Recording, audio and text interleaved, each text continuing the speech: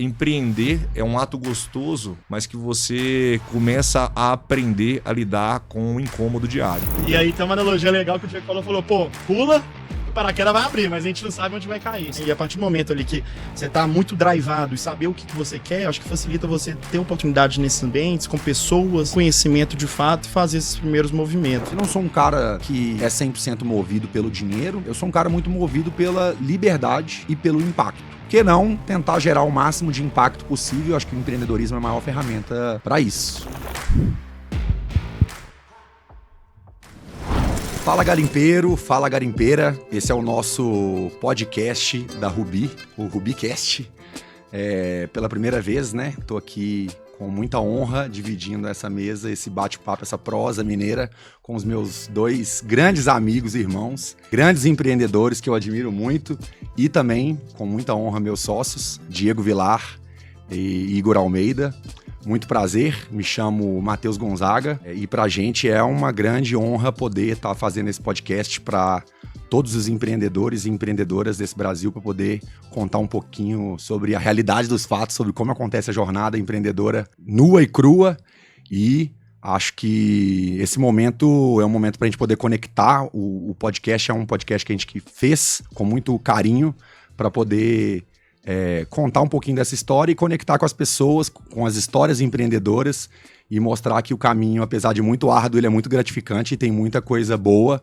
Dividir um pouquinho dos nossos valores, da forma como a gente pensa e como a gente faz negócios. Então, se você nos conhece, se não conhece, conecta aí com a gente, deixa a gente saber que você está gostando, conta pra gente, procura a gente e bora começar esse papo maravilhoso aí com o Diego e o Igor. Para começar, eu queria fazer um desafio, posso? Fica à vontade. Claro. Então já vou começar lançando esse desafio, que é o seguinte.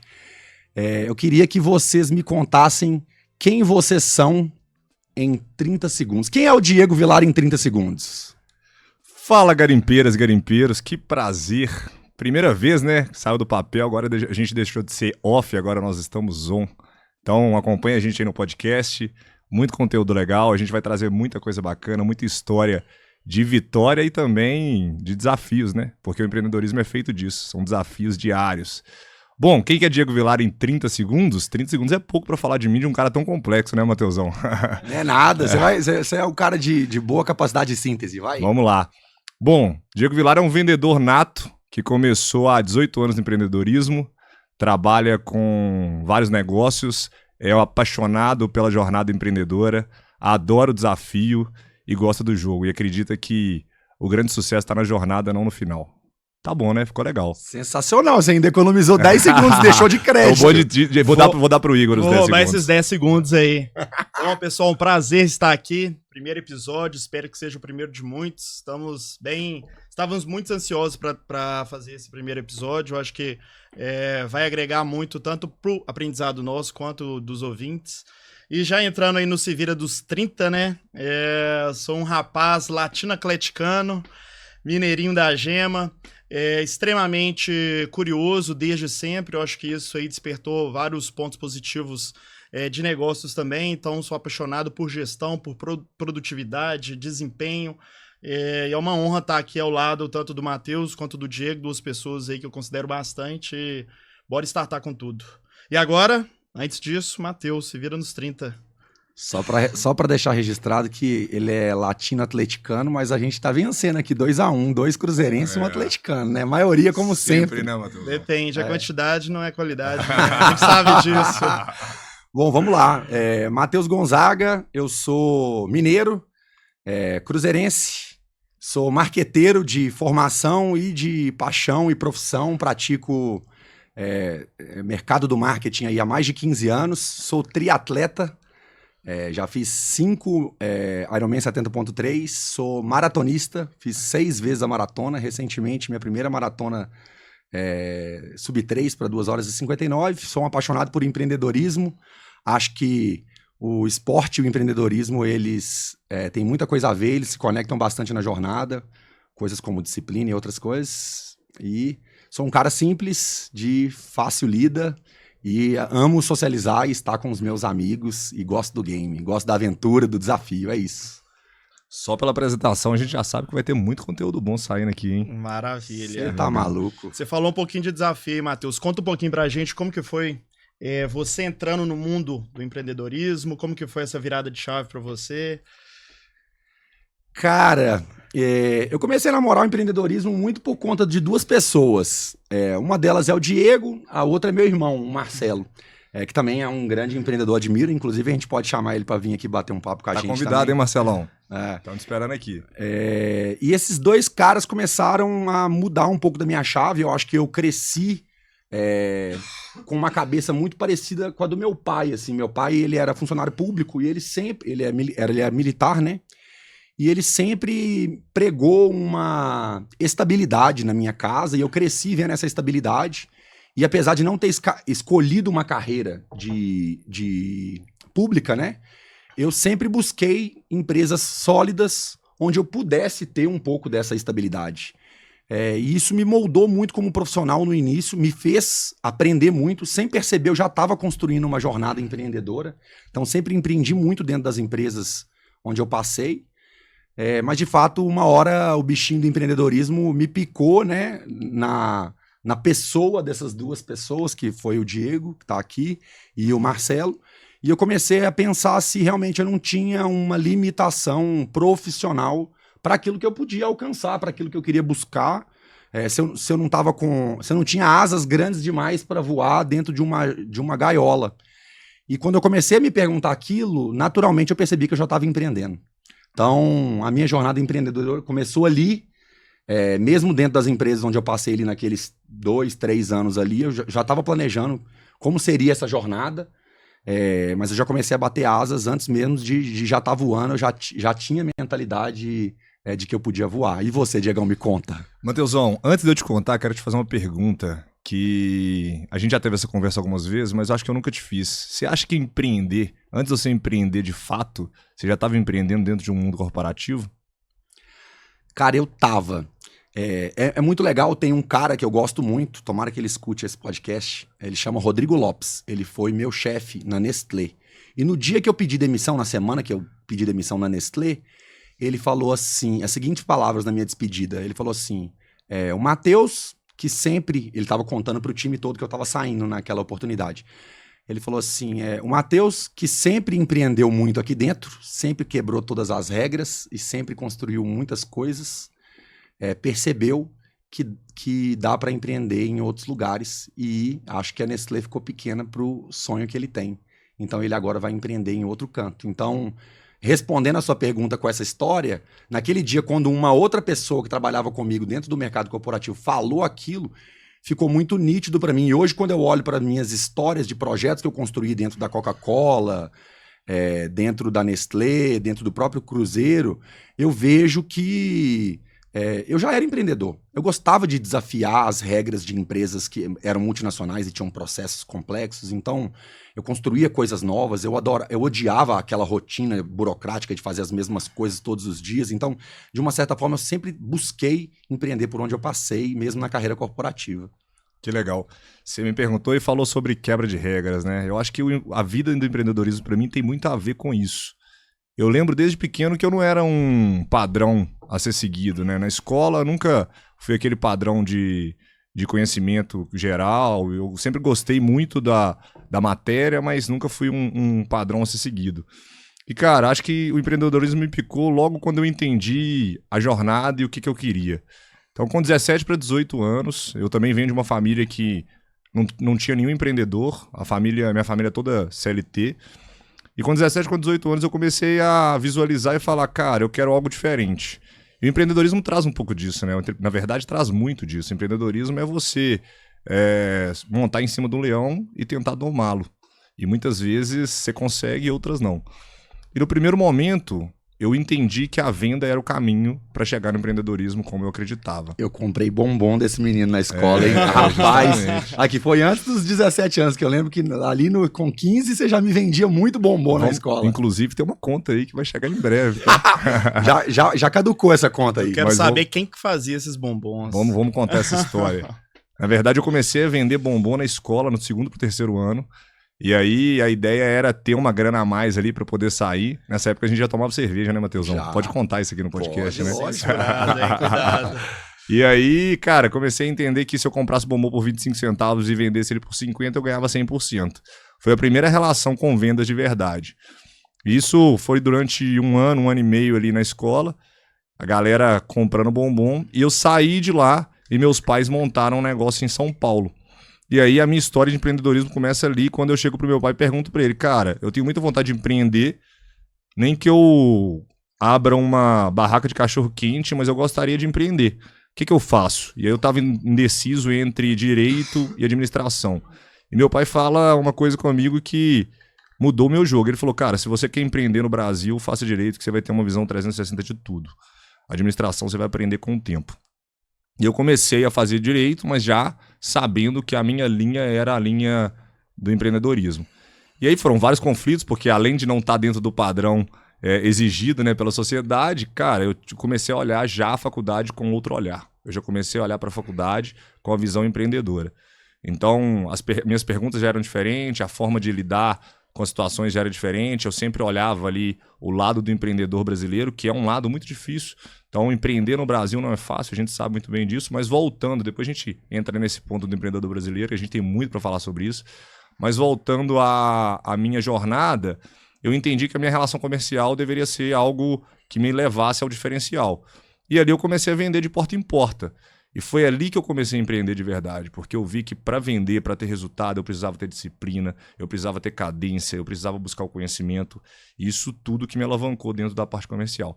Mas a gente volta nesse papo já daqui a pouquinho.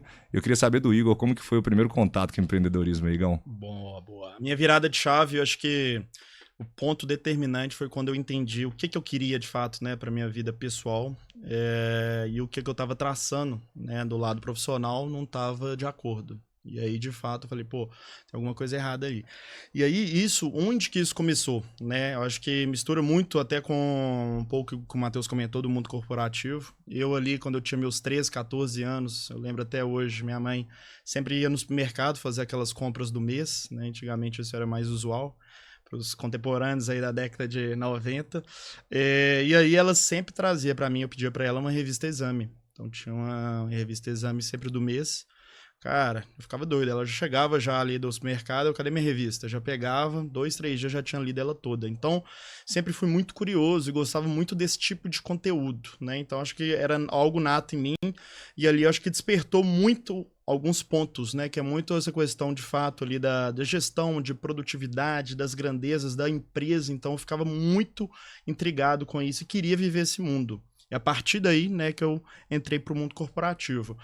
E eu acho que dá um ponto importante aí, que é o que você perguntou pro Matheus.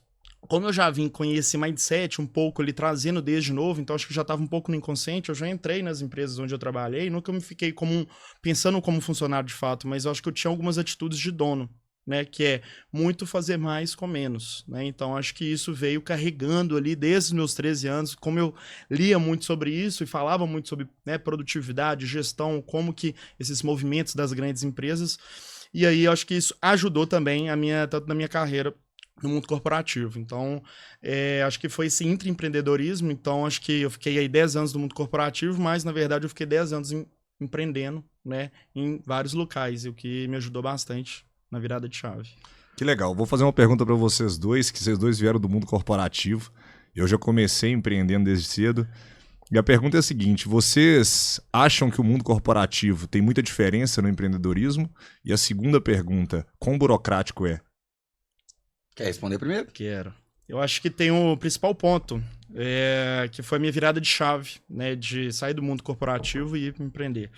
Acho que o primeiro, nessa questão de estar descasado dos objetivos que eu queria, então sou uma pessoa que gosta bastante de liberdade. E a partir desse ponto, eu comecei a quebrar, né, um pouco dessas ideias. E como que eu me sentia, né, nesse mundo corporativo? É de fato dentro de uma gaiola grande. E quando você está dentro de uma gaiola, você está seguro, né, que você não vai sofrer ataque de nenhum predador. Você tem comida, mas você tem um teto. E aí você não consegue voar. E a partir do momento que você sai dessa gaiola, e a partir do momento que eu percebi que estava dentro dessa gaiola, eu falei, pô, não quero estar aqui, porque aqui eu estou limitado. né? E para mim tinha 3 pontos importantes de liberdade, que é a liberdade financeira, que provavelmente lá eu teria, né? Geográfica e de tempo, que são outros 2 tipos de liberdade que eu não teria dentro do mundo corporativo. E aí eu percebi que eu falei, pô, se eu continuar aqui eu não vou conseguir, né, ter o que de fato eu quero construir dentro da minha vida. Então isso foi uma virada de chave.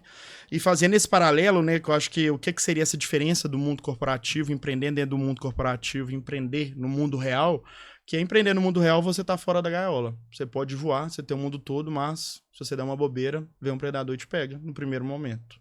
Né? Então, acho que vai muito do que a pessoa quer, do que ela quer pro futuro e acho que apetite também para estar arriscando. Né? Mas eu acho que a partir do momento que você sai da gaiola ali e vai para a selva, são momentos difíceis, né? São momentos que dão esses frios na barriga, porém você tem que estar um pouco apto também a enxergar o que te espera essa selva. Então, acho que é uma analogia aí, acho que bem clara. E a partir do momento que eu vi que eu estava na gaiola, eu falei, pô, não quero isso. E aí foi a virada de chave, de fato, de querer ir para o empreender. E acho que ir para essa jornada, que eu acho que muito inspirado por você também, né? Que você já nasceu nessa selva. E acho que hoje a gente tem uma facilidade ótima, que é acesso às informações, acho que bibliografias. Então, a partir do momento também que você quer fazer um movimento, você começa a ter o conhecimento de outras pessoas, aprender com acertos e erros de outras pessoas, que eu acho que facilita bastante. E esse é um pouquinho do nosso objetivo, né, com o podcast, trazer pessoas aqui pra gente estar aprendendo também. Que legal. E aí, Matheusão, e você? Cara, o que eu sinto é que, assim,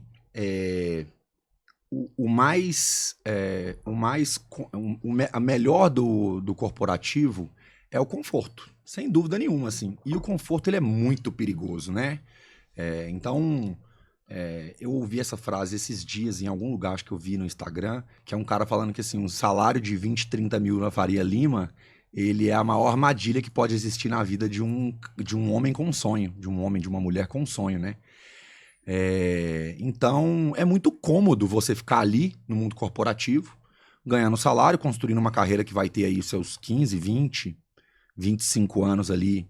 Não acredito que no mundo atual uma carreira de mais de 30 anos é uma carreira muito longeva, né? Uma carreira que durou muito tempo, o cara conseguiu vencer e chegou muito longe. Em alto nível, falando dentro de uma grande corporação, com altos salários, com uma boa estrutura corporativa, né? E isso é de fato uma armadilha, porque aquilo ali vai te consumir, para mim, o segundo pior ponto, assim, que foi o principal para mim, que é o tempo. Então, eu notei que eu não estava disposto a dedicar mais o meu tempo numa jornada que não fosse uma jornada livre. E aí o Igor falou sobre liberdade, mas para mim teve super a ver, assim. Acho que eu não sou um cara que é 100% movido pelo dinheiro. Eu sou um cara muito movido pela liberdade e pelo impacto. São as duas coisas. Eu acho que quando você está numa grande empresa, você consegue gerar impacto. Então, dentro da Nestlé, dentro da Coca-Cola, eu trabalhava com projetos muito grandes que eu conseguia impactar muita gente, milhões de famílias, de pessoas, né? E todos projetos muito grandiosos. Mas, geralmente, esse projeto, você é uma pecinha da engrenagem que está ali dentro e você, por mais que você faça a diferença, você faz a diferença dentro de um contexto muito fragmentado.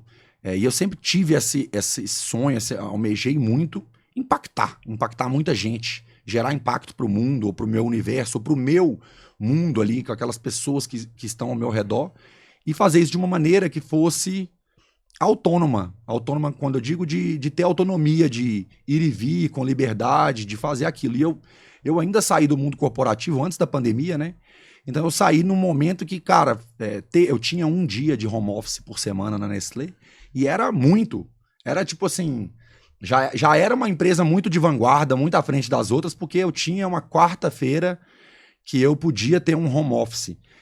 Hoje em dia, acho que mudou bastante essa questão da autonomia e da liberdade, né? Tem muitas empresas que hoje já se adaptaram e conseguem entregar uma melhor flexibilidade para pessoas que estão trabalhando no mundo corporativo, mas acho que a questão do impacto ainda é uma coisa muito grande para quem deseja viver uma vida marcante, deixar um legado e fazer aquilo. A gente só vive uma vez, né? A gente brinca, só se vive uma vez. Por que não tentar gerar o máximo de impacto possível? Acho que o empreendedorismo é a maior ferramenta para isso. Mas eu também quero saber de você, apesar de você não ter tido uma carreira corporativa, né? Com 17, 18 anos, você foi lá picado, começou a trabalhar e começou a empreender, mas assim, o que que você via do empreendedorismo no início e como que essa sua visão de empreendedor foi modificada, né? Porque ela foi modificada. Você não tem a mesma visão do empreendedor do Diego de 17, 18 anos do que você tem hoje. Fala um pouquinho sobre o que mudou principalmente do início para agora nessa jornada. Cara, legal escutar vocês. Me traz um pouco das ideias mesmo, de tudo que eu já passei nessa jornada do empreendedorismo, né? E eu acho, Matheusão, que o Diego de 17 anos, não tenho certeza disso, ele não existe mais, e daqui a 10 anos eu vou estar falando que o Diego de hoje não existe mais também, né? Então, o empreendedorismo eu acho que é a grande evolução. Nós, como profissionais, a gente está evoluindo o tempo inteiro. E empreender, cara, é muito sobre você entender a jornada e entender que aquela jornada ali, ela não tem um fim, né? Você não vai chegar no final ali da sua jornada e vai encontrar um pote com arco-íris rosa. Não tem isso. Na verdade, o gostoso é a jornada. E eu acho que o grande diferencial do empreendedorismo é essa adrenalina que a gente tem todos os dias de querer fazer diferente, de querer movimentar o mundo, de querer fazer algo para a sociedade, ter um propósito grande. Mas o que eu aprendi no primeiro momento com o empreendedorismo era que a constância e a disciplina pode te levar para qualquer lugar, desde que você siga fielmente esse caminho. Então, durante a minha vida empreendedora, durante todo esse período da minha carreira profissional, cara, inúmeras vezes eu me deparei com a situação que eu falei, não tem como, de como que eu vou sair disso aqui, né? Então, eu tava ali num jogo de xadrez mesmo, e tava quase num checkmate. E aí você começa a entender aos poucos que você tem outras opções, você tem outro caminho. Sempre existe um outro caminho. Porque o empreendedorismo é sobre isso. É sobre você planejar, executar, e na hora que você executa, você entende que não foi bem planejado. E aí que você precisa refazer de novo. Então, o Diego de 10 anos, de 15 anos atrás, para o Diego de hoje, ele entendeu que não precisa fazer um esforço descomunal sem olhar dados, sem olhar informação. Hoje a gente tem uma tecnologia ao nosso favor, a gente tem um conhecimento, como o Igor bem colocou aí, tá na palma da nossa mão, tá nos livros de empreendedorismo. Hoje a gente tem muito mais material sobre empreendedorismo, né? Então, eu acho que a gente aproxima um pouco mais desse conhecimento e aí a jornada se torna um pouco mais fácil. Diegão, você falou um pouquinho sobre jornada. Hoje, né, apesar desse todo o tempo aí que você já passou empreendendo, o que você considera que é o maior motivador para você continuar nessa jornada? Cara, propósito. Eu acho que a minha pergunta para vocês era o que a Rubi faz diferente do mundo corporativo. E aí, já respondendo um pouquinho, eu acho que é o propósito. Acho que a gente empreende em qualquer lugar que a gente está, em qualquer cadeira que a gente está. O empreendedor não é só o cara que foi o founder ou o co-founder. Empreendedor, na verdade, é todo mundo que está dentro da comunidade, todo mundo que está de fato acreditando naquilo. E a empresa sem um propósito, ela é uma pessoa sem alma. Então, eu acredito muito nisso, porque o dinheiro vem, como você bem falou, Matheusão, né? A gente não é movido a dinheiro, o dinheiro ele é importante, uma ferramenta dentro da corporação, mas é o propósito que faz com que a empresa cresça cada dia, Gão. E tem, acho que um ponto aí que eu acho que muito dentro do propósito, né, que você comentou, que é o impacto. E é algo que, durante aí, né, as minhas experiências profissionais, antes de empreender, que eu não tinha esse sentimento, que é o impacto que a gente gera nas outras pessoas.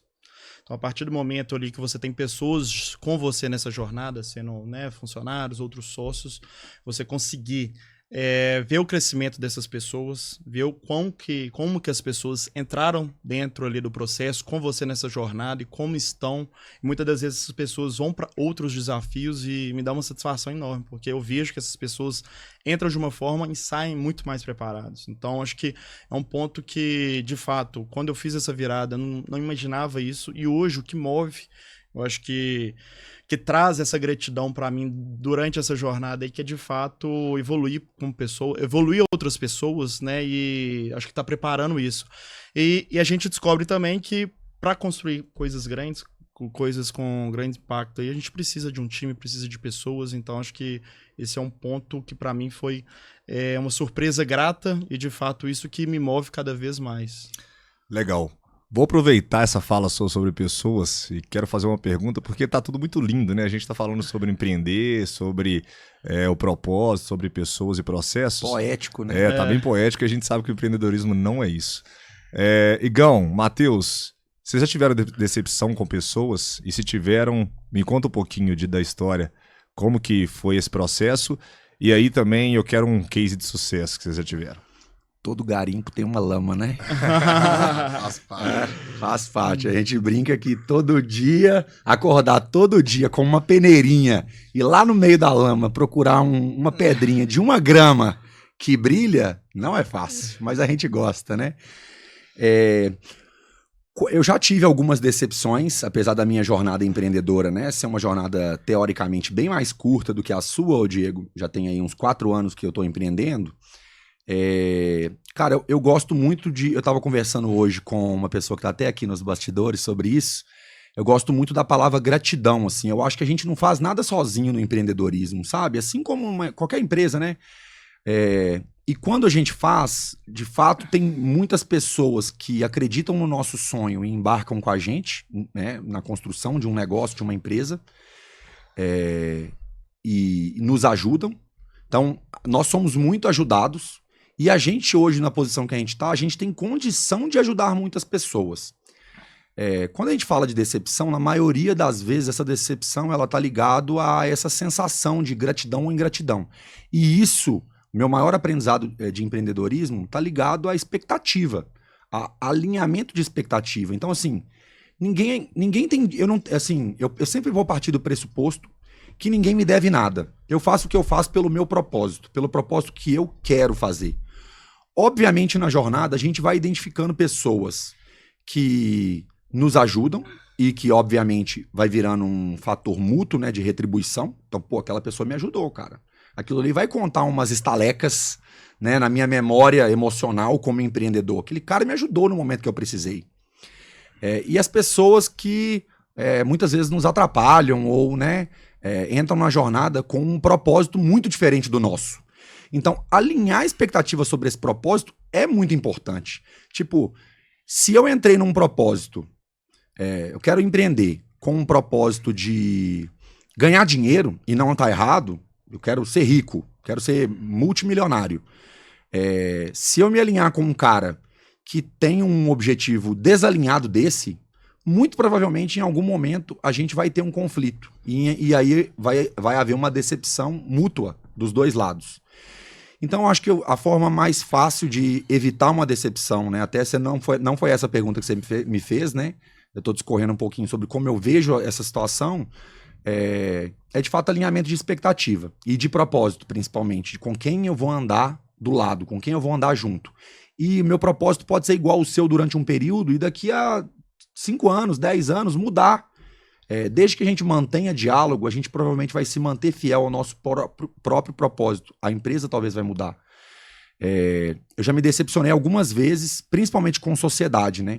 O nosso modelo de negócio de fundar empresas, cofundar, acelerar, né? Geralmente a gente teve, acho que o ano passado, eu contei, acho que a gente já tinha 16 sócios. Cara, é sócio pra caramba. Nesse meio do caminho, se a gente escolhe mal, e a gente escolheu mal na maioria das vezes, né? No início, muitas vezes a gente escolheu mal, a gente tem desalinhamentos de propósito e desalinhamentos de visão e de cultura. E isso faz com que a gente se decepcione, porque eu queria estar do lado de um cara que pensasse igual a mim. Mas, infelizmente, eu não fiz esse alinhamento no início e esse erro é meu, né? Então, muitas vezes eu tento sempre me colocar na cadeira de responsável pelas minhas próprias frustrações profissionais para evitar me decepcionar com outras pessoas e entender que toda conversa, né, ou todo alinhamento tem sempre mais de um ponto de vista, né? Então, às vezes eu tô enxergando aqui, eu tô decepcionado com o Diego, porque isso... E quantas vezes eu tentei também, né, entender o seu ponto de vista, a sua expectativa sobre a sua visão sobre aquela mesma situação, né, no cotidiano. Então, apesar de ter me decepcionado bastante, principalmente relacionado a esse ponto cultural com alguns sócios, com colaboradores, acho que normal, mais normal ainda, A gente sempre contrata esperando o melhor e tentando, né, ter o melhor, mas acho que a gente acaba errando mais porque é uma escolha que a gente faz de maneira mais cotidiana e muitas vezes com mais frequência. Mas eu também já acertei muito, assim. Eu tenho pessoas... hoje eu vejo que a minha motivação para acordar e fazer o que eu faço com amor tá muito ligada às pessoas com quem eu tenho comigo na jornada. E essas pessoas foram as pessoas que não me decepcionaram, entendeu? Que estão com a gente até hoje. Que estão com a gente até hoje. Isso é muito bom. Cara, eu vou pegar sua fala e vou mudar a pergunta, Igão. Matheus falou que a gente errou com sócios, com fundadores e co-founders. E não foi pouco, né, Matheusão? Muito. Mas, Igão, fala pra galera aí, os garimpeiros e as garimpeiras, como não errar com os sócios? Como escolher um bom sócio e o que a gente tem que ver? Bom, legal. Acho que o primeiro ponto, vocês falaram muito sobre propósito, mas acho que o principal ponto é o que seria esse propósito, né? O objetivo, onde que as partes em comuns querem chegar. Acho que é o primeiro ponto. Então, a partir do momento que está bem definido onde, e claro, onde quer chegar, acho que facilita bastante. E o principal ponto depois disso, acho que de fato são os valores, né? Então, a gente nasceu muito baseado nos nossos valores, que eram semelhantes antes da Ruby nascer. E, querendo ou não, os valores ali vão ditar as regras do dia a dia, né? Os conflitos, os pontos de oportunidade, quando o negócio dá certo também. Então, acho que isso é muito importante. E vejo assim também, não vejo muito tantos erros assim, né, quando eu falo com sócio, porque acaba que esse ponto pessoas, a partir do momento que eu comecei a empreender, acho que foi o ponto que eu tive mais surpresas positivas, e acaba que a gente vai aprendendo muito, até com os erros também, né, e a gente consegue enxergar outros pontos de vista, outros caminhos, outros objetivos e tá tudo bem, né, e eu acho que isso faz parte da jornada em si.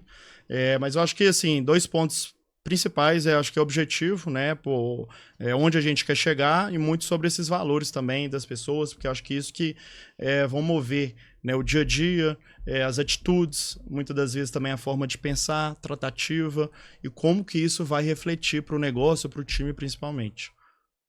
Que legal. Cara, dentro de uma estrutura, a gente sabe que pessoas é o que move, né? Então... pessoas que fazem o negócio acontecer de verdade, e a gente tem um time muito bom, um time muito foda, e o erro faz parte do aprendizado. Tem uma coisa que a gente gosta de falar muito dentro da Ruby, é que quem tá na trincheira importa mais que a vitória, né, em si. E uma das coisas que eu aprendi nessa jornada do empreendedorismo, Matheusão, Igão, seguinte, cara, antes de você escolher um sócio, e aí sócio é um casamento, não dá pra simplesmente chegar ali e apertar um botão, fale sobre as coisas difíceis que precisam ser faladas. Então, normalmente, as pessoas romantizam muito o empreendedorismo, né? Então, vai dar certo, e quando der certo a gente vai conseguir isso, vai conseguir aquilo, a empresa vai crescer. E se der errado? Como que a gente vai fazer? Acho que essa pergunta ela é mais importante do que, de fato, se vai dar certo. Porque ninguém abre nada achando que vai dar errado. Mas é quando dá errado que a gente sabe quem são as pessoas que estão ao nosso lado. Então, é muito importante que quem quer empreender, quem está na jornada, que saiba e que deixe alinhavado com as pessoas que estão ao seu redor, que quando der errado, como que vai ser. Acho que quando você rompe essa barreira do como vai dar errado e se der errado o que a gente vai fazer, você começa realmente uma relação de muita parceria, e isso sim se chama sociedade. Agora começou a ficar bom. Deixa legal, eu aproveitar o ensejo. A gente estava falando de lama, de garimpo e tal. Nem tudo na vida, né, do empreendedor, do empresário, são flores. Eu queria perguntar para você, Diego, conta aí uma situação que você vê, assim, cara, como uma situação de trevas mesmo, assim, de lama. Você fala, caramba, bicho, foi um dia que eu achei que ia estar tudo errado. E, no geral, assim, né, eu sei que você vai escolher uma das, né, com certeza nesses anos todos você tem muitas, mas... no geral, quando acontece esse tipo de situação, quando você se vê nesse tipo de situação de problema e de realmente ter pouca clareza, né, de muita sombra, como você lida com esse tipo de problema grande mesmo, assim, para poder resolver e transformar essa situação? Cara, legal, que pergunta boa. Se eu parar aqui 30 segundos para lembrar tudo, é impossível, porque eu de fato acho que a gente tem mais de desafios no dia a dia do que vitórias. O empreendedorismo é sobre você absorver os problemas de todos e ninguém vai absorver o seu. Isso é uma realidade. Mas eu já tive algumas situações de ponto de inflexão mesmo na minha carreira. A última situação que eu tive de ponto de inflexão, vou contar a primeira e vou contar a última, tá? Vou começar pela primeira. A primeira foi quando a gente empreendeu pela primeira vez. Cara, a gente veio de uma família seletista, então meu pai sempre trabalhou em empresas grandes e, enfim, tentando dar um futuro melhor pra gente. E aí ele, com 50 anos de idade quase, falou, quero empreender. E a gente começou a empreender, nós mudamos de cidade, saímos de Belo Horizonte, fomos para São Paulo, empreender em São Paulo. E, cara, como qualquer história de empreendedorismo, ela começa com uma limitação de orçamento e um sonho, né? Você tem um orçamento e um sonho, a verdade é essa. Às vezes só o sonho, nem o orçamento. Às vezes é só o sonho, nem o orçamento. Naquele caso, há 18, 20 anos atrás, a gente tinha 50 mil reais. E aí o dinheiro vai acabando, né? As coisas vão acontecendo e não saem. O empreendedorismo, as coisas não saem da forma que você planejou. Isso é um fato. E eu acredito muito que nesse momento é o momento que você ou rompe a barreira ou o medo te paralisa. Então é o momento que você fala, cara, eu vou fazer isso aqui acontecer, e aí vem uma força interna dentro de você e faz aquilo acontecer de fato, contra tudo, contra todos, ou então você vai ficar paralisado e seu negócio quebra. E a gente chegou nesse ponto de inflexão. E eu lembro de uma dificuldade, meu pai ali no primeiro momento sem dormir e tudo, rodando para um lado, para o outro para casa. E eu, como um bom vendedor de bombom, né, Mateusão? Falei, cara, eu tenho como resolver essa parada. Eu vou vender. E foi o primeiro momento que eu me vi numa dificuldade muito grande, porque vender não é fácil, vender requer habilidade, vender requer quebra de paradigmas. Então, no primeiro momento, eu vendia bombom. Pô, quem não quer comprar bombom, né? No segundo momento, eu estava vendendo um plano de assistência familiar. Então, era coisa completamente diferente, batendo na porta da pessoa que ela não tinha me chamado para aquilo ali. E, cara, acho que ali foi a primeira grande decisão que eu tomei do empreendedorismo de verdade, assim. Porque eu lembro que eu bati a primeira vez na casa e fiquei com vergonha, cara. Fiquei, cara, tomara que ninguém abra essa porta. E é impossível você vender dessa forma. Mas o que era aquilo ali? Aquilo ali era medo, aquilo ali era falta de conhecimento, aquilo ali era a falta de resiliência para fazer o negócio acontecer. Eu demorei 4 dias para vender fazer minha primeira venda, e eu comecei a entender que não era só bater, que ali eu precisava ser mais matemático, eu precisava ser mais inteligente, eu precisava ter mais conhecimento da venda, e eu fui buscar isso. Então, foi um desafio muito grande, porque naquele momento o meu pai também não acreditava muito que aquilo ali poderia acontecer. E, cara, eu fui realmente contra tudo, contra todos. Fiquei 2 meses vendendo sozinho.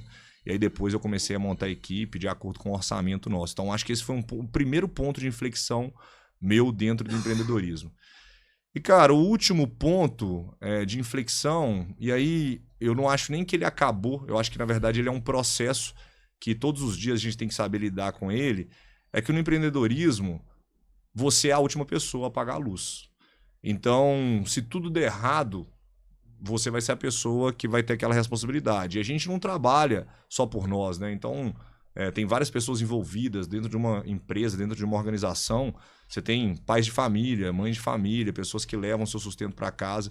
Então, é uma responsabilidade muito grande. E qualquer movimento que você faz é um movimento que pode gerar um impacto muito grande nessas pessoas e nessas famílias. Então, eu falo que empreender é um ato gostoso, mas que você começa a aprender a lidar com o incômodo diário. Então, para mim é o ato da resiliência mesmo nossa, sabe? De você entender o movimento que você precisa fazer, e muitas vezes a oportunidade ela não vem em forma de oportunidade, Mateusão. Normalmente a oportunidade ela vem em forma de um problema. E aí você descasca aquele problema e se torna uma oportunidade. Então, acho que essa segunda parte da sua pergunta, ela é uma constância dentro da vida do empreendedorismo. Essa dificuldade mesmo de saber lidar com as coisas, olhar para aquilo, olhar para a lama e saber que ali você vai encontrar uma joia. E você, Igão? Me fala um pouquinho aí sobre esse ponto, como que é para você esse desafio. Bom, acho que são vários os desafios que a gente tem em meio, né, essa jornada, mas eu acho que o início para mim foi um desafio muito grande, porque essa transição, né, de você não ter uma certeza, muitas das vezes, do que vai acontecer, como que é sair da jaula, como é estar na selva, acho que isso aí causa um impacto, causa de fato um medo, muito grande. E aí eu acho que algum dos pontos também que eu acho que ajudaram bastante nesse primeiro momento foi, querendo ou não, a vida é muito parecida com um projeto, né? E não diferente disso. Dentro da vida tem um início e um fim, como um projeto, e eu encarei isso muito como um projeto, que é, o que eu preciso planejar, o que eu vou executar, né? E provavelmente não vai dar certo, mas o que a gente vai precisar de fazer durante essa execução aí para de fato ter menos desafios. Mas acho que o ponto X de um desafio muito grande que eu tive foi sair da Fiat. Então eu trabalhava no mundo corporativo e no meio da pandemia eu resolvi fazer essa virada, né? Coragem, né? Exatamente. O mundo desabando, o cara pedindo demissão sem saber para onde que ia, quanto tempo ia demorar. Empreender com vocês. E aí acho mais coragem ainda, hein, Matheusão? Mais corajoso ainda. E aí tem uma analogia legal que o Diego falou, pula que o paraquedas vai abrir, mas a gente não sabe onde vai cair. E eu acho que eu tava muito me sentindo preparado, mas muito receoso também. Porque você sai de uma grande companhia, numa zona de conforto e numa pandemia global, né, para empreender, e muitas das vezes a gente não sabe qual tiro que a gente vai dar e como que isso vai se suceder, mas eu entendi que, de fato, ali eu poderia aprender muito. Então, acho que, de fato, na época ali foi um desafio grande, né, mas vantajoso, né, vi com bons olhos. Acho que é um processo difícil, mas gostei bastante. Dentro disso aí, acho que tem um ponto que a gente fica também com muita romantismo na questão do empreender, né? Que é difícil empreender, que o Brasil é um país muito difícil. Eu vejo, depois, né, de ter passado por essa etapa, com bons olhos. Eu acho que, de fato, aqui é um puta de um país, tem várias oportunidades. É um país de desenvolvimento, que aí, de fato, quando você está num lugar onde está em desenvolvimento, aí que existem as oportunidades, e não vejo com tanta dificuldade. Eu acho que tem 2 pontos importantes, que o início é muito difícil, porém, se você observar, ter acesso a bons mercados, a boas opções, entender as necessidades, eu acho que é um puta país para, de fato, desenvolver, né? E assim, a gente tem vários pontos, né, tributários, enfim, que são difíceis, né? Até eu vi uma analogia do Gui Junqueira, que empreender no Brasil é você subir uma escada rolante que está descendo. De fato é isso, é difícil, mas acho que não tem todo esse romantismo todo, né? E a partir do momento ali que você está muito drivado e saber o que você quer, acho que facilita você ter oportunidade nesses ambientes, com pessoas, com conhecimento de fato, e fazer esses primeiros movimentos. Então acho que é um pouquinho disso tudo. Acho que antes de você pisar no palco, o palco do empreendedorismo tem essa dor de barriga, porém depois que você está inserido ali, acho que o cenário também, você fazendo movimentos intencionais, abre as portas. Então acho que esse momento de virada ali, acho que foi um grande desafio, mas acho que é legal superar isso e ver, olhar para trás como que era e como que é hoje, né? Então, um pouco dessa diferença. Cara, legal. Eu vou aproveitar e te fazer uma pergunta. Eu e o Matheusão, né, nós somos um pouco mais executores, você é um cara mais planejado da sociedade, um cara mais organizado no sentido de olhar e falar, vamos para esse caminho. Como que é hoje no seu dia a dia? Quanto tempo você demora para planejar e quanto tempo você demora para executar as suas tarefas diárias, enfim, o planejamento que você coloca? Legal. Bom, acho que pegando um pouquinho do início também, acaba que no início, quando a gente começa a empreender, a gente faz um pouco de tudo, né? Então, desde de vender, estruturar, contratar, selecionar pessoas, eu acho que a gente fica... Isso é importante, que dá também uma bagagem interessante. E a partir do momento que a gente consegue ir estruturando, né, em termos de equipe, pessoas, processos, tecnologia, isso facilita. Então hoje tem 2 pontos que no meu dia a dia facilitam essa gestão de tempo, que é o que essencialmente o que eu tenho que fazer que ninguém do meu time vai conseguir fazer. Então foco boa parte do meu dia, principalmente pela manhã, nisso. Né? Então é um momento ali que normalmente eu costumo ficar até em casa, de home office, onde ali eu consigo fazer essas ações, enfim, executar essas tarefas ou conectar com pessoas, que quer que seja, que eu sei que ninguém vai conseguir fazer. E isso demanda muito, né, no momento que a gente está hoje de crescimento, de seleção de pessoas, de recrutar pessoas. Então, eu gosto, né, muito dessa parte de pessoas e tá diretamente ligado ao recrutamento para entender justamente, né, a gente conseguir equilibrar expectativas, entender perfis de pessoas e quem que vai estar entrando ali para compor o time, nos ajudar. E na parte da tarde de estar interação com o time, né? Então, entendendo ali o que está acontecendo. Tem uma reunião que a gente criou que chama Reunião Tática Operacional, que é justamente para entender um pouco dos números, de como que estão as coisas, mas com um olhar muito operacional também do que está acontecendo no dia a dia, quais de fato são os problemas ali, o que a gente tem que fazer pensando para melhorar, né, para crescer, escalar. Então, acho que assim, eu quebro muito assim, né? Então, um pouco ali do que eu tenho que fazer, né? Uma parte, a outra interação do que está acontecendo, o que eu preciso fazer, o que eu consigo ajudar. Eu acho que no final do dia o que eu penso, né? Como que eu consigo facilitar a vida do time, das outras pessoas, né? Porque, de fato, ali, quem que tá jogando, quem que vai fazer os gols, quem que vai nos ajudar a ganhar o campeonato é o time, né? Então, eu me vejo muito como essa figura, escolhendo as melhores pessoas, as melhores posições, né? E facilitando a vida dessas pessoas, seja em termos de estrutura, de processo, de conectar com o mercado, né? O que eu consigo fazer para que eles performem bem e que no final todos ganhem, né? Então, acho que o protagonismo, muitas das vezes, e a maioria das vezes, está no time, né? Então, acho que eu tenho muito esse olhar. Então, tento fazer sempre esses movimentos, né? Para que, de fato, consiga ajudar e facilitar essas execuções do dia a dia. Muito bom, muito bom. Gostei muito. Mateusão, hoje eu quero falar também um pouquinho para a galera que está nos ouvindo, que não é empreendedor ainda, mas que gere pessoas. Porque tudo que a gente está falando aqui, empreender, nada mais é do que a arte de gerir pessoas, né? 90% do meu tempo hoje, ou mais que isso, eu passo lidando com pessoas e fazendo isso que o Igor também acabou de dizer. Cara, para quem está começando agora, que está rompendo essa barreira, que está num cargo de liderança, dentro do mundo corporativo que você viveu e dentro do mundo hoje que você vive do empreendedorismo, o que é mais importante nessa transição entre você sair da sua cadeira e ocupar uma outra cadeira de liderança e gestão de pessoas? O que você acha que o cara não pode errar, ele não pode pecar? O que eu vejo, assim, né? Eu brinco... Acho que eu já falei essa frase um dia lá no Ruby Day, que é Not all the wanderers are lost, né? Que é nem todo andarilho tá perdido.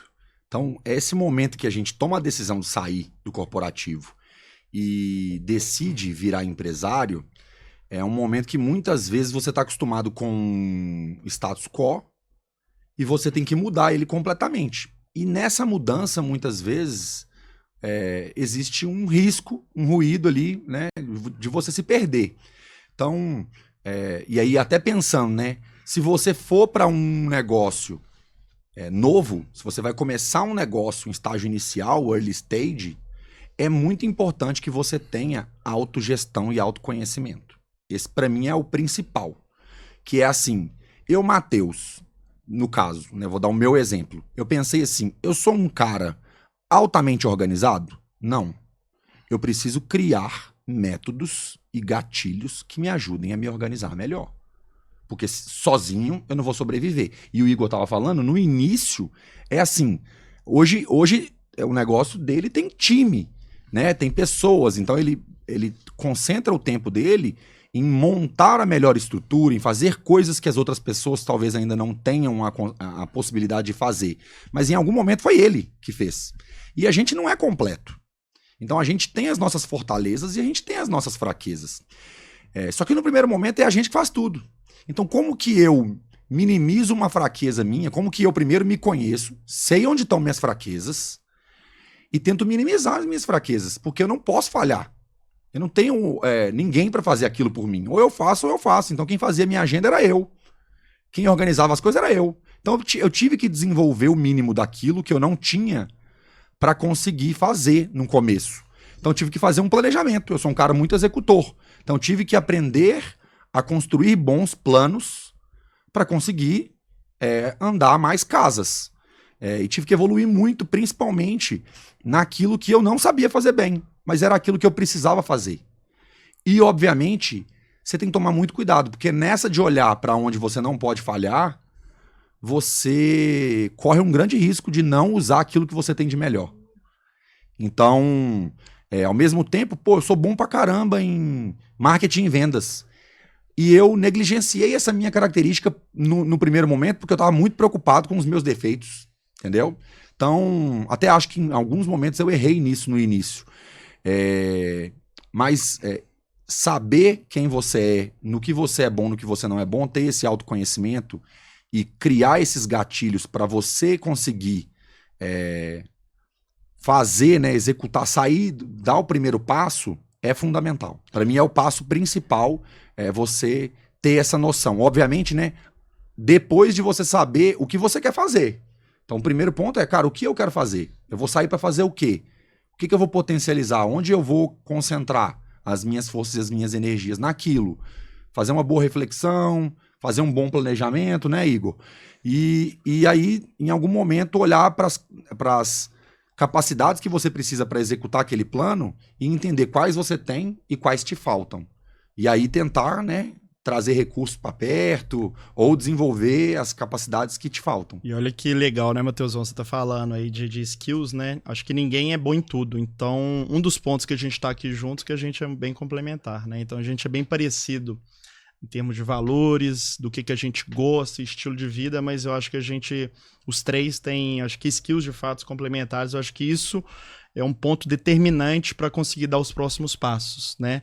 E até entrando nessa questão de skills, o que é que você, Diegão, acha aí que são as características que você tem que te ajuda, né, para tocar os negócios, enfim. E um outro ponto também, como você faz essa questão hoje de gestão de tempo, né? Como que você consegue conciliar tudo e garantir também qualidade. Então, como que você vê essa questão tanto de tempo e essas características que você acha que você tem aí que te ajudam também? Cara, legal. Eu, na verdade, eu já me perguntei como eu consigo fazer tudo. Eu acho que a resposta é não consigo fazer tudo. Aqui, a galera fala, como é que você tá dando conta? Eu não tô dando conta. Não, mas brincadeiras à parte, eu acho que um grande ponto meu, desde o começo da minha carreira, é a descentralização. Eu não acredito que a gente é bom em tudo. Então, é o que vocês acabaram de falar aí, cara. A gente precisa de pessoas boas e melhores que a gente na jornada. Então, quando você contrata alguém, eu vejo muito isso acontecendo até nas lideranças, nas gestões das empresas e de amigos também que estão na jornada, tanto de gestão ou quanto empreendedorismo, né? Porque empreender não é só abrir um CNPJ, sim, empreender é muito mais que isso. E tem muita gente que está empreendendo no Brasil hoje sem ter um CNPJ. Tem muita gente que não está empreendendo. Tem muita gente que não está empreendendo, mas eu sempre quis contratar pessoas que são melhores que eu, para me ajudar nessa jornada. Porque, na verdade, você tá levando uma bandeira ali que ela não é só sua. Quando você abre um CNPJ, você deixa de ter um CPF e a partir daquele momento, aquele CNPJ não é só seu. Ele é das pessoas que estão sonhando com você, que acreditam com você. Então, acho que esse é o grande detalhe, a minha maior virtude dentro do negócio, de entender que tem pessoas melhores que eu para fazer aquilo. E aí, a partir daquele momento, você começa a ser mais um conselheiro mesmo, um direcionador ali da demanda ou da organização. Porque você começa a olhar de cima e entender, putz, eu acho que a gente está indo por um caminho errado, vamos trocar uma ideia? Quem está normalmente focado ali dentro da operação, no microgerenciamento, não consegue ter essa visão. Mas consegue ter uma outra visão também muito importante do negócio, né? Então, eu acho que esse é o ponto que foi o ponto da virada de chave dentro dos meus negócios, que hoje tem pessoas melhores que eu fazendo coisas melhores que eu faria. Então essa é a E a gente tende, né, Diego, a procurar quase que inconscientemente pessoas que são mais parecidas com a gente, né? Sim. É quase que a gente tem que ter uma vigilância, uma autovigilância para não contratar só as pessoas que têm aquele perfil. Nossa, aquele cara... Eu gosto de... Olha lá, ele é bom, ele é marqueteiro nato. Puta, aquele cara é bom. Eu enxergo de longe a qualidade do cara, porque aquela competência eu conheço muito bem. Cara, você trouxe uma coisa muito interessante. Porque, de fato, quando você vai fazer uma entrevista, vamos falar um pouquinho ali do modus operandi, né? Que você vai fazer uma entrevista com um cara que tem um perfil financeiro, que é um cara mais analítico. Putz, a entrevista, pra mim, fica chata, né? Mas é aquilo ali que eu preciso olhar naquele momento. E como é difícil a gente se colocar nesse lugar para olhar para aquilo que a gente não é bom, né? Até na entrevista é muito difícil a gente fazer isso. Então, de fato, muitas vezes a gente tende a contratar, a gente tende a construir perto das pessoas e parecidas com a gente, né? Mas nesse caso é muito importante também que dentro de uma organização você tenha pessoas antagônicas, pessoas completamente diferentes. É o que você pensa. Isso é um ponto importante que a gente traz muito para dentro da Ruby, que é a nossa cultura, né? A cultura da inquisição, a cultura do feedback, a cultura da pergunta, que são pessoas diferentes construindo algo em comum. E é muito difícil a gente olhar para isso dessa forma. O valor da irreverência. Um dos valores da Ruby, irreverência, então a gente acredita que as pessoas diferentes, juntas, conseguem construir coisas únicas, né? Mas isso é importante, porque assim, olha como a gente é diferente, mas a gente tem valores parecidos. E eu acho que o empreendedor erra muito nisso, assim, na jornada. Ele busca competências parecidas com valores diferentes. Então ele não... Eu vejo muito empreendedor que sociedade, né? Assim, a jornada empreendedora solo, ela é uma jornada que eu desde sempre empreendi com sócios. Então eu não tenho essa experiência de jornada empreendedora solo. Mas eu imagino que deve ser muito difícil, porque eu não consigo imaginar a minha vida sem alguém para poder conversar sobre um problema, dividir um desafio que às vezes eu não sei, não faço a menor ideia por onde passar. E aí quando o cara vai escolher um sócio, ele fala, bicho, esse cara é bom vendedor, mas eu também já sou. Aí a empresa vende pra caramba e todo mundo ataca e ninguém defende. Então assim, acho que esse equilíbrio entre skills, né, e valores para você construir uma boa cultura, né, e uma boa liderança durante a jornada é fundamental. E eu acho que entra muito o poder da multiplicação, né? Acho que só assim que a gente consegue multiplicar e ganhar o jogo. O Matheus falou, acho que não vejo muito diferente. A gente está no país do futebol, empresa não é muito diferente de um time de futebol. Não adianta você ter 2 goleiros dos melhores que só um que vai jogar todo jogo, né? E o outro, se você for colocar ele no ataque, ele não vai performar. Então, acho que legal esses pontos que você colocou, Diego, que é saber colocar as pessoas certas nos lugares certos. Acho que esse é o grande X da questão, e isso é difícil. É difícil você achar pessoas, né, comprometidas com os valores da empresa, com diversidade, com características para esses lugares certos e que encaixe nesse time também, né? Então acho que é muito sobre isso. E no final do dia também ninguém é melhor do que ninguém, né? Acho que cada um ali tem que cumprir o seu papel e, de novo, o time tem que ser vitorioso, né? Então acho que é desde o roupeiro até o atacante que sai na capa do jornal, né? Cara, próximo podemos fazer com cerveja? Melhor, né? Cadê? Já um podia fígadozinho trazer uma com já, giló. né? Cara, deixa eu perguntar uma coisa pra vocês em relação a problemas, né? Eu falo que o empreendedorismo é você abrir uma caixa de Pandora e escolher qual problema que você vai resolver. E vocês já sabem muito bem disso, porque o dia a dia vocês estão ali dando... defendendo e ao mesmo tempo atacando, né? O Igor falou um pouquinho sobre isso. Mas, na prática, no dia a dia, como que vocês escolhem os problemas que vocês precisam resolver e os desafios que vocês vão ter ali na jornada de trabalho? Pareto. Eu sou paretista, cara. 80-20. Então, assim, quanto isso vai impactar minha receita ou as minhas despesas? Então, se aquilo vai me economizar muita despesa, vou fazer. Se aquilo vai me potencializar muita receita, vou fazer. E vou fazer primeiro. E rápido. E bem feito, de preferência. Então, eu sou extremamente paretista. Quem trabalha comigo sabe.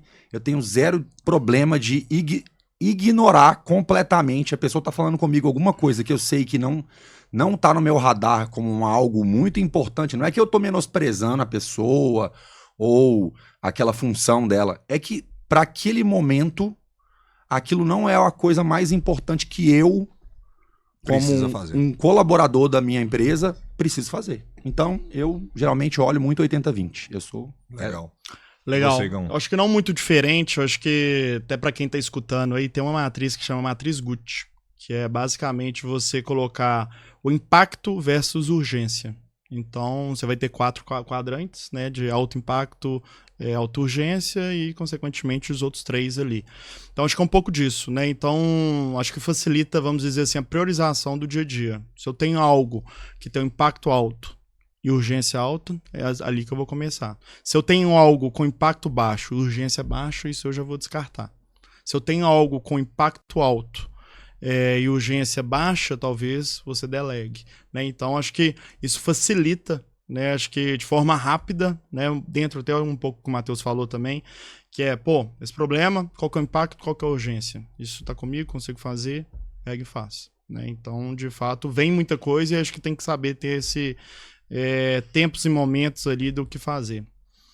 E você? Legal, legal. Cara, eu uso bem o que o Igor falou, mas o impacto, na verdade, eu uso o resultado, né? Então, qual que vai ser o esforço que eu preciso fazer e o resultado que aquilo ali vai trazer. Então, de fato, é você selecionar o que você precisa fazer, porque não dá para fazer tudo, a gente sabe muito bem disso. E aí nessa matriz é esforço pequeno, resultado grande, esforço grande, resultado grande, esforço grande, resultado pequeno, e esforço pequeno e resultado pequeno. Então, o que tá no quadrante esforço pequeno e resultado grande é o que eu vou fazer primeiro. E a gente tá falando aqui, mas não é pra pegar o quadrinho lá e falar, pô, tô com problema é esse, né? Acho que é algo que fica natural também. Eu acho que a partir do momento que você tem esse entendimento, você vai conseguindo fazer essa matriz mental que facilita, acho que demais, né? E principal ativo que a gente tem, que é tempo, né? Então, acho que isso, acho que hoje, né? Acho que pra gente como um todo, pras pessoas que trabalham também, que, pô, como que eu faço a melhor gestão do tempo, como que eu consigo ser mais produtivo e o que você falou, gerar mais resultado. Né? Perfeito. Então, inclusive, aproveitando a deixa do tempo, sei que você quer falar, mas nós estamos caminhando para o finalmente já. Já? Já. Isso, meu amigo. Mas pode perguntar, vamos, é só para a gente poder já direcionando para a última pergunta. Bacana. Não, na verdade, eu ia fazer um comentário sobre o que o Igor disse. A minha pergunta é porque eu vejo que no dia a dia, muitos gestores, eles não sabem lidar com essa situação do tempo e prioridade. E esforço. Então, normalmente, quando o cara ele tá com vários problemas para ser resolvidos ou vários desafios, ele tende a paralisar. E aí fica uma ferramenta, um caminho para começar o movimento, né? Porque o que vai me impactar grandemente, qual que vai ser o esforço que eu vou precisar fazer. Então, quando você consegue organizar, isso pra gente hoje é muito natural, mas para quem tá começando agora a gerir times ou um negócio novo, é muito importante, até mesmo desenhar, colocar ali no quadrante. E até aspas aí, já foi difícil pra gente, a gente apanhou bastante com isso. Já Gestão de errado time, muito. de tempo, já corremos muito errado já. Então fica uma dica pros garimpeiros e pras garimpeiras. Muito bom. Priorização de tempo. Ô, Diego, eu queria pedir agora no final para você dar um conselho. Se você estivesse numa posição hoje de começar a sua jornada empreendedora, o que você diria pro Diego que tá no day one dele, no primeiro dia dele? Cara, legal. Bom, a primeira coisa que eu acredito sobre empreender é que você não empreende quando você abre o CNPJ. Você empreende a partir do momento que você decide fazer a diferença. E a diferença, ela é feita aonde você estiver.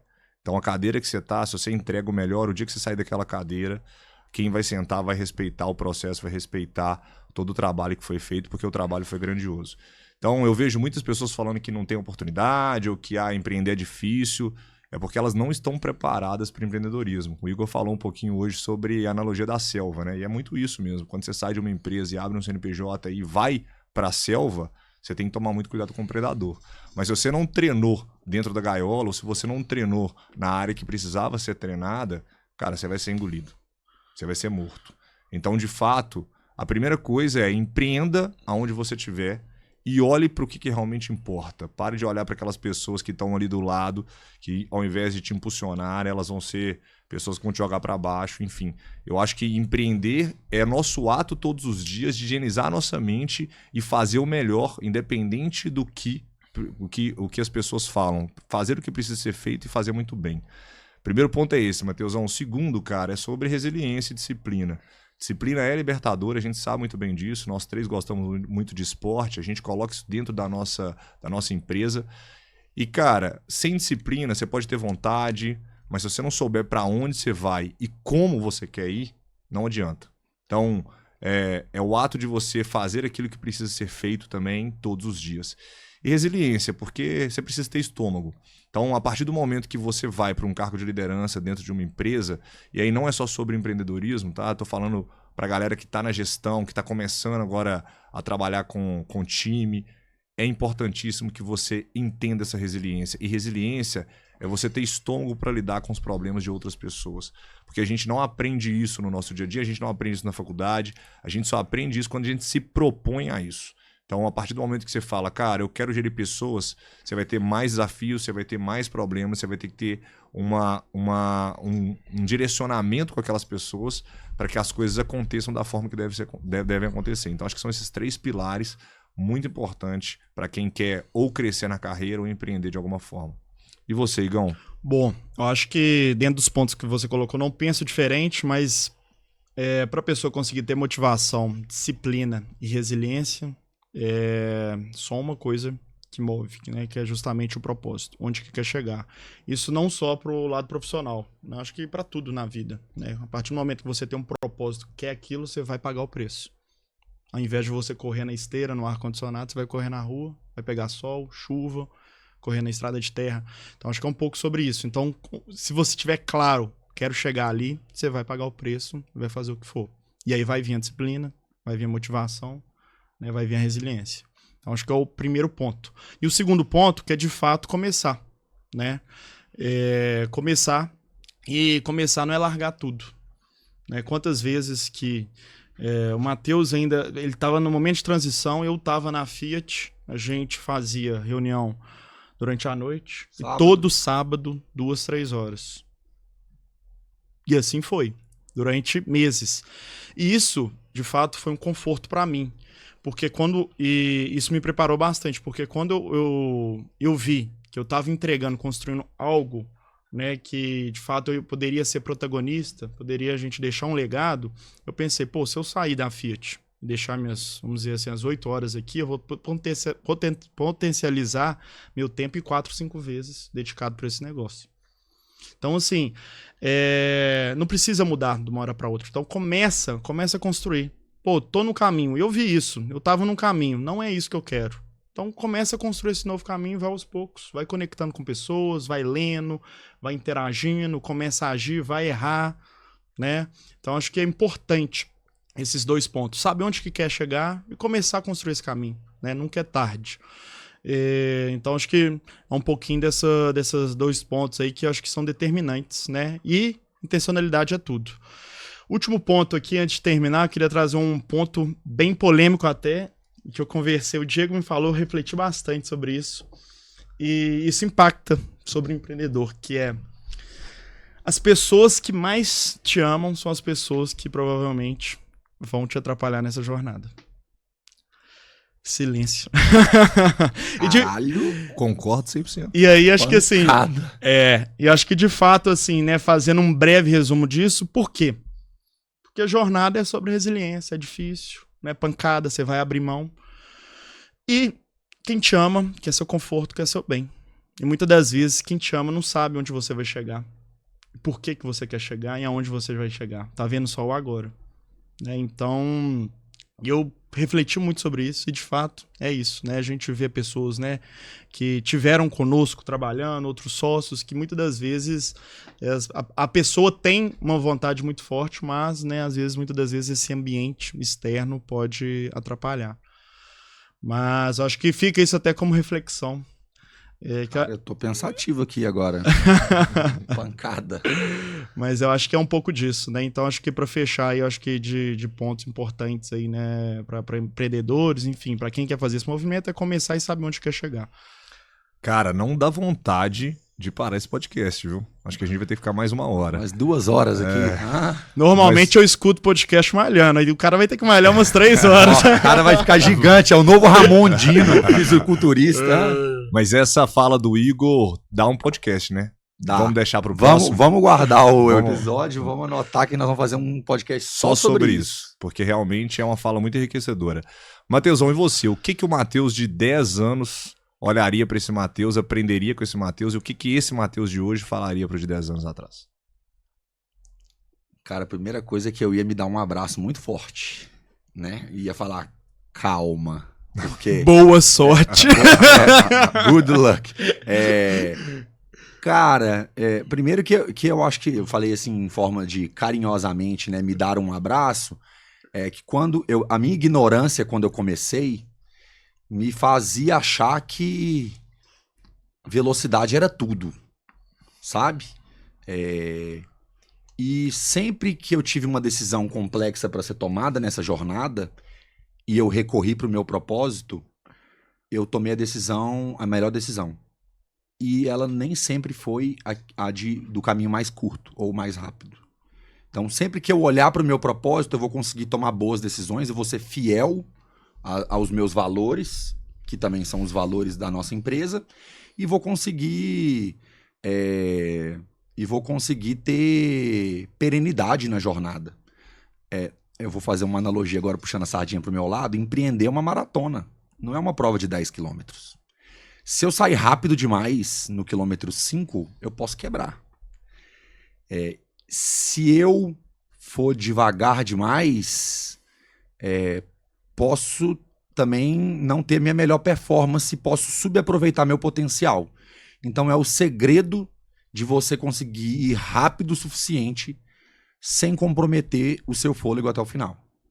Tá? E o mais gostoso, essa maratona nunca acaba. Essa maratona São 42 quilômetros. Exato, essa é uma ultramaratona eterna, infinita. E isso que é o mais legal. Mas o Igor falou uma parada que eu gosto muito, que é assim, aí eu vou falar uma frase de inglês impacto, porque eu gosto, tá? Mas o Igor falou de propósito. E eu tenho uma frase que eu amo, que ela fala o seguinte: If the why is powerful, the how is easy. Então, se o seu propósito, se o seu porquê, ele é forte o suficiente, você vai fazer qualquer coisa. Não importa como. Você vai resolver. Então, se você sabe por que você está fazendo aquilo, cara, nada vai te parar. Então, e eu acho que essa é a principal mensagem que eu diria para o Matheus lá de trás. Defina busque conhecer logo para que você está fazendo isso. Porque quando você entender o porquê você está fazendo, todo o resto vai ficar mais simples e mais divertido. Sensacional. Gente, para finalizar nosso podcast de hoje, o primeiro podcast do Garimpeiras da Rubi. Legal demais, gostei. Muito obrigado. Um livro e o porquê, mas tem que ter a ver com o empreendedorismo. O livro que mudou a sua jornada e seu pensamento. O livro que mudou minha jornada foi o livro que nos tornou sócios. Qual que é? Organizações Exponenciais. Legal. O Diego tirou umas férias e aí eu falei: amigo, você vai pra praia? Uma semaninha? Então toma esse livro aqui. Se você tiver de bobeira, leia. E aí acabou que nós estamos aí hoje, 4 anos já. Mas eu indico muito. Eu acho que, obviamente, né, tentando colocar ele dentro de um contexto, é um livro muito técnico, mas que mostra, que conta um pouquinho sobre como qualquer tipo de organização e empresa, desde a mais comum, né, até a mais disruptiva e inovadora, consegue fazer coisas 10 vezes mais rápido em 10 vezes menos tempo. Então, eu acredito muito nisso. Ou seja, o mercado nunca dorme. O mercado nunca dorme, é isso aí. E uma música... Caramba, cara, pode ser um Thiaguinho? Só se fizer 3 gols. Cara, eu gosto muito daquela música do Projota. Não tô falando que eu gosto do Projota, tá? Tô falando que eu gosto da música do Projota, que chama Moleque de Vila. Que ele conta a trajetória dele, de que ele acreditou, né? Que ele era Enfim, ele conta toda a trajetória dele. E essa música, pra mim, eu me identifico bastante com essa música. A música é muito boa mesmo. Igão, um livro... E uma música? Bom, livro. Acho que um livro que, desde novo, é um dos primeiros que eu consegui ler. Nunca fui muito de leitura, eu criei esse hábito depois, mas eu acho que um dos primeiros que me chegou a ler foi Sonho Grande. Para quem não conhece, que é a história ali do Paulo Jorge Lemann, do Beto Scupira e o Marcel Telles. Acho que, de fato, eles construíram uma jornada, e não só em termos de negócios, mas de cultura, de crescimento, de performance, muito interessante. E cada vez que passa, né, o tempo, aí eu vejo do que eles fizeram há 15, 20 anos atrás, que está refletindo agora. Né? Então, eles são super... meritocracia, algo muito forte, né? Muito disciplinados, enfim, construíram o que construíram. Então, acho que puta de uma referência, isso aí me deu... Quando eu li esse livro, eu li, assim, querendo devorar. Então, acho que, sem dúvidas, é ele. E não vou de música, vou de frase. E vou de uma frase que é nossa e que, igual o livro, com mais passa o tempo, eu leio ela e falo, caralho, essa frase é pica. O que a gente tava na cabeça quando a gente criou ela? Que é a nossa frase, que é pensar grande, começar pequeno e agir rápido. Acho que isso aí, eu leio ela, então acho que, de fato, pensar grande, fora da caixa, começar pequeno, né? A gente é pequeno ainda, a gente começou pequeno, a gente quer muito mais, e agir rápido. Então, ter cadência, ter disciplina, fazer. né? Igão, no final do podcast, ficou super inspirado, né? Sensacional. maluco. Essa Tô frase gostando, realmente é hein? incrível, cara. Incrível. Bom, eu vou deixar uma indicação também para quem tá ouvindo a gente aí, quem tá assistindo nas plataformas. O livro é um livro que explodiu minha cabeça e eu já indiquei ele para vocês, mas acho que eu não falei ainda para todos. Então, é A Revolta de Atlas, de Ayn Rand. É um livro que realmente... Ele tem 1000 e poucas páginas, até a 300 é chato, mas continuem que vale cada página da leitura. É uma história de empreendedores que tentam fazer um mundo melhor, mas eles são parados pela política. Parece algum lugar, né? Mas enfim. Fica a dica, não é só no Brasil, mas isso é no mundo inteiro. E aí eles vão criando um mundo paralelo, onde realmente os valores de justiça, o valor do trabalho e os valores que importam numa sociedade prevalecem. E no final tem que ler para ver o que acontece. E é uma escritora russa que foi morar nos Estados Unidos, saiu da Rússia bem nova e construiu a carreira nos Estados Unidos. É um drama bem legal e fica uma indicação de um livro. E eu vou de música também. Não fiz os 3 gols no Fantástico ainda, Igão, mas a música é do Frank Sinatra, My Way, que fala um pouquinho sobre a maneira de fazer. Então não existe maneira certa, não existe maneira errada, existe a nossa maneira que a gente acredita e que a gente faz todos os dias. O nosso caminho. O nosso caminho. Então acho que tem muito da gente, né? Tanto a gente da Rubi, tudo que a gente está construindo. Essa é uma indicação legal também. Toda vez que você estiver se perguntando por que está fazendo aquilo, saiba que é a sua maneira de fazer. Se tiver o propósito, como a gente falou no podcast de hoje, não tenho dúvida que é sucesso. Igão, Matheus, muito obrigado. Foi um prazer fazer esse primeiro podcast. Não poderia ser diferente, né? Nós 3 sócios da Rubi. Queria agradecer a todos vocês que estão ouvindo aqui o podcast. O primeiro episódio, vai vir muita gente aí. Jorge Paulemo vem aí, viu, Igor? Era segredo. Com um sonho grande, mas com certeza a gente vai compartilhar de várias histórias de empreendedores e gestores que fazem esse Brasil cada vez um Brasil melhor. Obrigado, Igão. Obrigado, Matheus. Valeu, pessoal. Prazer, tamo galera. junto. Bora garimpar. É só o início. Acompanhe que tem novidades. Valeu, um abraço. Valeu, brigadão. Tchau. Tamo junto.